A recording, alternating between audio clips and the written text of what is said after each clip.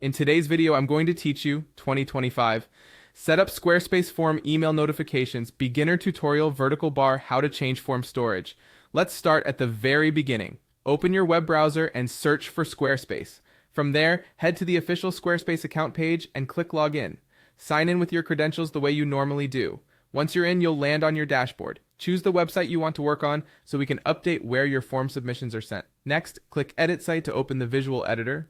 This takes you into the live page editing environment where you can work directly on your content. Navigate to the page that contains your form, like a contact page or a custom landing page. Hover over the form until you see it outlined, then click to select it.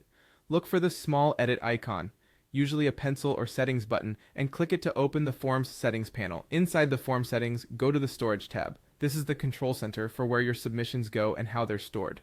Choose the email option if it isn't already selected and type the email address where you want to receive notifications. Take a second to double check the spelling. Typos are the most common reason people don't see messages. If this is the first time you've added this address, Squarespace may prompt you to verify it. Just follow any on-screen confirmation steps that appear. When you're done, make sure to save your changes. Saving activates the new storage setting so future submissions get delivered to the inbox you specified. If you manage your site with a teammate, consider using a shared inbox so messages don't get lost, and keep your spam or junk folder in mind for the first few test submissions. Adding the Squarespace sender address to your safe sender list can also help with deliverability.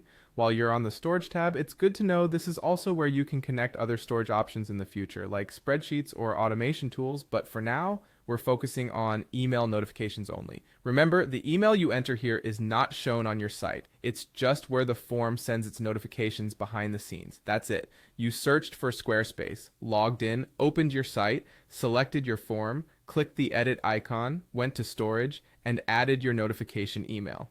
With those changes saved, your form is set to deliver new submissions straight to your inbox so you can respond quickly and never miss a lead.